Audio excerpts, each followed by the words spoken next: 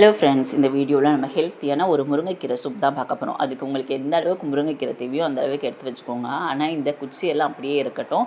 பெரிய தண்டை மட்டும் எடுத்துருங்க. மீதி எல்லாத்தையுமே கழுகி இந்த மாதிரி ஆட் பண்ணிவிட்டு 15 சின்ன வெங்காயம், 3 பல் பூண்டு, 2 தக்காளி, அரை ஸ்பூன் சீரகம், அரை ஸ்பூன் மிளகு, தேவையான அளவு தண்ணி ஊற்றிக்கோங்க. அதுக்கப்புறம் இதில் 1/4 ஸ்பூன் மஞ்சத்தூள் போட்டு குக்கரை மூடி ஒரு 3 விசில் வச்சு எடுத்துக்கோங்க. சிம்மில் வச்சு 3 விசில் வச்சு எடுத்துக்கோங்க. இப்போ பார்த்தீங்கன்னா நம்ம போட்டது எல்லாமே நல்லா வெந்து வந்துருச்சு. இப்போ தண்ணியையும் இந்த கீரையும் செப்பரேட் பண்ணி எடுத்துக்கோங்க.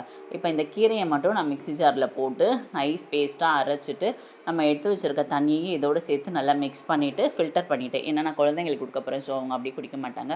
அதனால் இந்த மாதிரி நல்லா ஃபில்டர் பண்ணி வாரத்தில் இந்த மாதிரி 2 டைம்ஸ் கொடுங்க. ரொம்ப ஹெல்த்தி. இதில் வந்து தேவையான அளவு உப்பு சேர்த்துட்டேன். உப்பு போட்டு நல்லா மிக்ஸ் பண்ணிவிட்டு சர்வ் பண்ணிங்க அப்படின்னா ஒரு சூப்பரான ஹெல்த்தியான முருங்கைக்கீரை சூப் வந்து ரெடி ஆயிரும்.